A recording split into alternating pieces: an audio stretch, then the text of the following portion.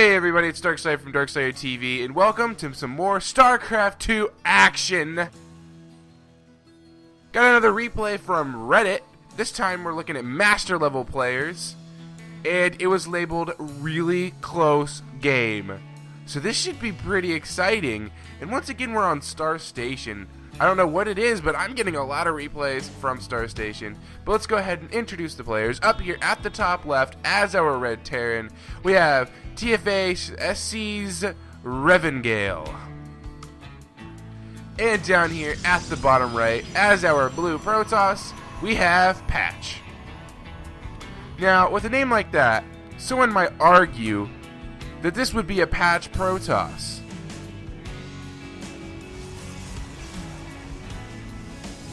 So this is Star Station, and on Star Station, Terrans really like to go Reaper, so it wouldn't surprise me if we did see some kind of gas opening here from Revangale, which would also indicate that the Protoss is probably going to go ahead and skip that initial Zealot and go straight for a Mothership Core or Stalker, as there's just so much room for the Reapers to get up into your base, and it can just be absolutely annoying as a Protoss player.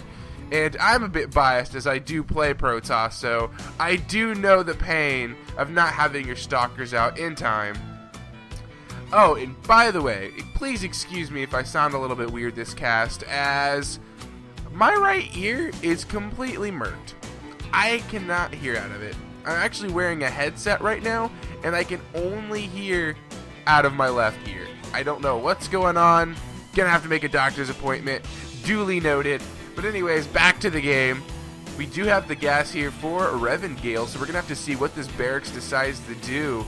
Since he did go barracks first, he isn't going to be able to have the gas for an add-on. He is just going to go straight for the one Reaper, unlike yesterday where we actually seen the reactor go down and started double pumping the Reapers. However, Patch still not building the Zealot, so I think he might be aware. Oh no, excuse me, he decided to go ahead and build that Zealot, and I think it's just in case the engineering bay was going to be put down to block the natural here, because if that does happen, it can become really annoying for the Protoss player very rapidly, and it actually looks like he's going to expand.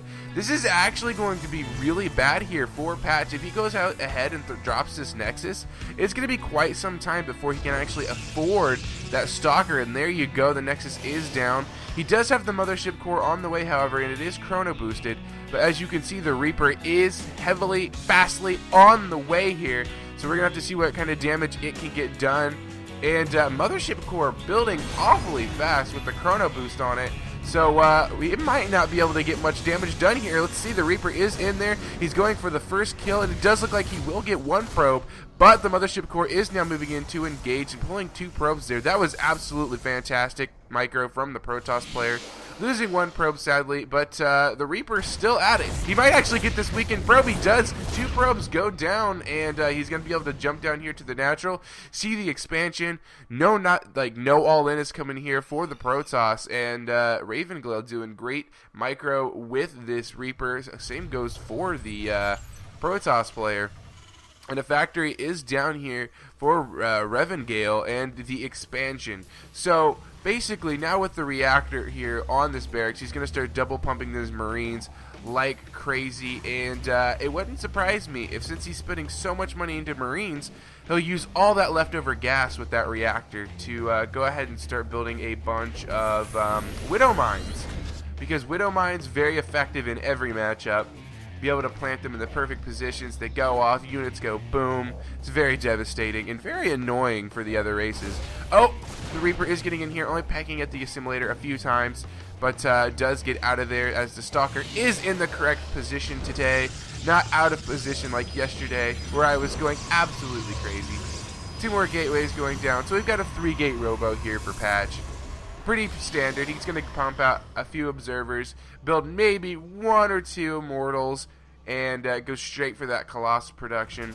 Now the Mothership Core actually up here getting as much scouting information as it can, and the Marines are going to move up here to engage it as they don't want it to. Ooh, moving some Marines down on the south side to try to pick it off. They might be able to get it if he micros and stutter steps perfectly. The Mothership Core is running like crazy. The time warp does go down, barely saving the Mothership Core and Patch. Woo, barely getting out of that one alive. Revangale going to go ahead and build the starport as well. Now, I'm kind of interested to see what he's going to start building out of these two, because there's no add-ons down quite yet. And there we go. He is choosing to put the factory on the reactor, so we will be seeing either Hellbats or Widow Mines, if not both.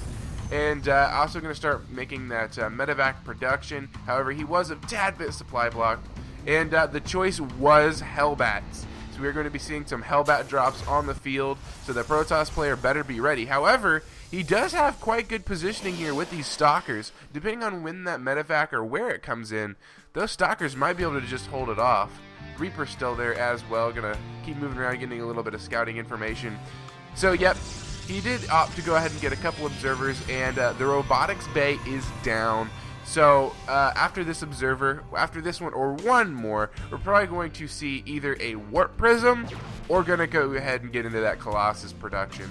Now, the real thing is, what did our Terran player see? He did see the robo bay, but did he click on it? That's the real question, which we'll be able to know quite soon, depending on how many more medevacs he makes and how many more Vikings he makes. So we actually have the first drop making its way across the map right now with 2 Hellbats in it. It's about halfway there, and we actually have another one about to come out as a medevac is about to finish. It's probably going to immediately go ahead and grab these Hellbats and make a second drop towards the Protoss base. So let's see what kind of damage can be done here. It does, oh no, it was spotted by the observer. However, did our Protoss player see it? I mean, it stopped right there. He has to know. There's a pylon down, and oh no, did he not see it? The medevac's now coming around here to the backhand side. I don't think the Protoss player noticed it on his minimap, and the boost is going in. The Hellions are going to go ahead and be dropped. So far, no probes are being killed. An excellent pull there, and now the medevacs are going to at least get one of the Hellbats, as the medevac does have to leap before it goes down. And good defense there by Patch, but he does have another medevac coming in here on the left-hand side. However, an excellent photon overcharge on the Nexus is going to prevent any damage going down here. And Patch handling this Hellion harassment absolutely perfect. And so far, not opting to build much out of the robotics bay. He never got a warp prism, and he hasn't quite started Colossus production yet either. He is supply blocked, but he is going to go for those double upgrades. We go to the Terran base. Is he going for the double upgrades? No, it looks like he's going for one upgrade at a time.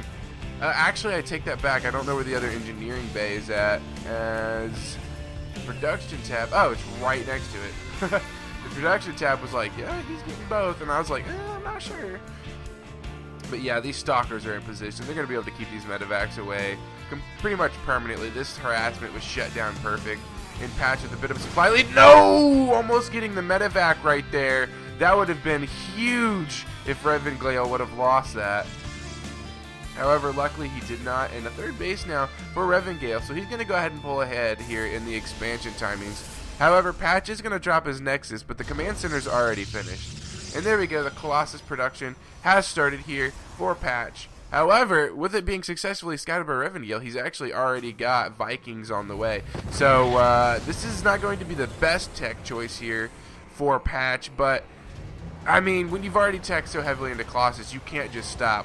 I think what he should do is build 1 or 2 Colossus, probably go ahead and throw down, there it is, right there, the Templar Archive, so he can get those storms up instead. And hopefully catch the Terran player off guard without his ghosts. And there we go, another Hellbat was dropped. However, it's in a great position. And if we look at the workers kill tab, he did get 5 workers total with those Hellbats. So not completely useless. Actually going to go ahead and drop him here as well. He knows they're basically useless at this point, so he's just kind of getting rid of them, freeing up supply, and hopefully getting a little bit of damage done. Looking at the upgrades, 1-1 is finished for, I believe, both players. Yeah, absolutely. Both players do have their 1-1 finished.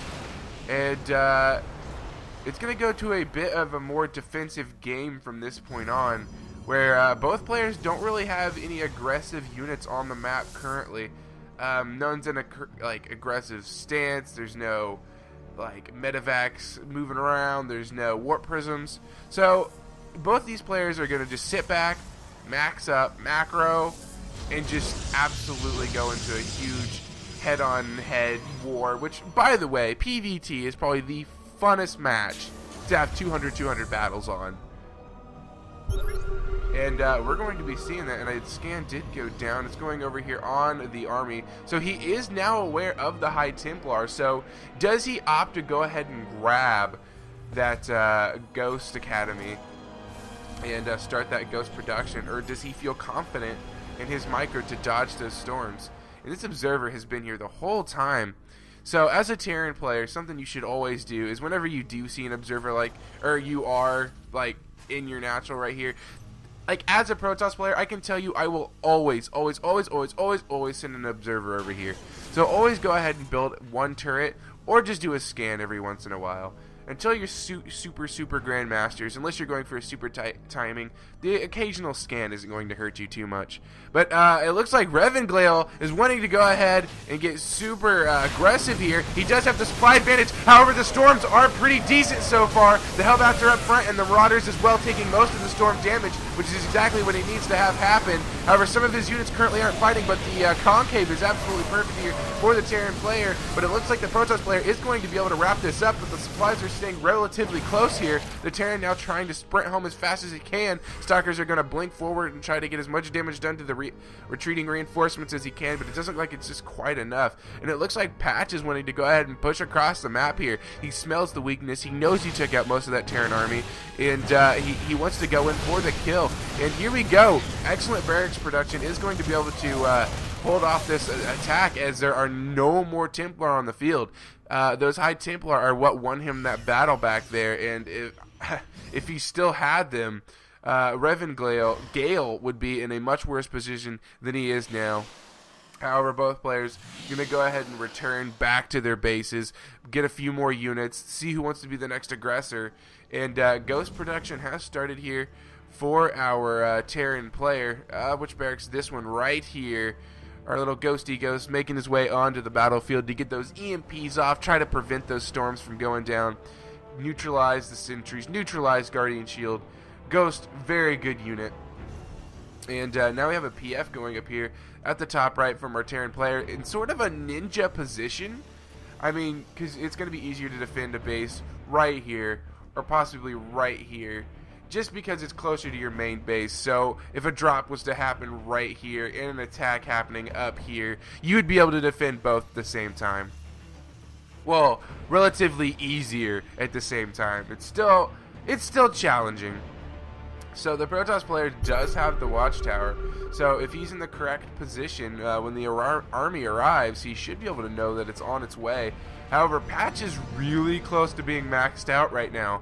I mean, Revangale is sort of close, but I mean, Patch does have a 10 supply advantage, and I mean, with that many Templar on the field and those Colossus on the field, it's a lot of AoE, and this is a mostly bio army, and the Viking count is rather low, so these Colossus might do a lot of damage right here, and both players getting in the position they want to get in to go ahead and take this fight.